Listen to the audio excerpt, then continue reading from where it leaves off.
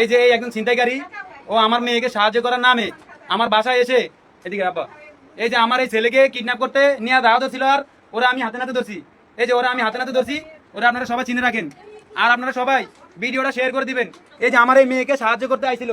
প্রতিবন্ধী মেয়েকে সাহায্য করার নামে ছেলে ছিনতাই করে নিয়ে যাচ্ছিল এই কুলাঙ্গারের বাচ্চা। বাংলাদেশে এরকম হাজারো মলম পার্টি আছে যারা মানুষের শেষ সম্বলটুকুও ছিনতাই করে নিয়ে যায়। অজ্ঞানের ওষুধ দিয়ে মানুষের অটো গাড়ি নিয়ে যায়, ভ্যান গাড়ি নিয়ে যায়, মোটর সাইকেল নিয়ে যায়, অজ্ঞান করে মানুষের টাকা পয়সা, সোনা দানা, দামি দামি ফোন পর্যন্ত নিয়ে যায়, এমনকি যাওয়ার সময় তাকে হত্যা পর্যন্ত করে থুয়ে যায়।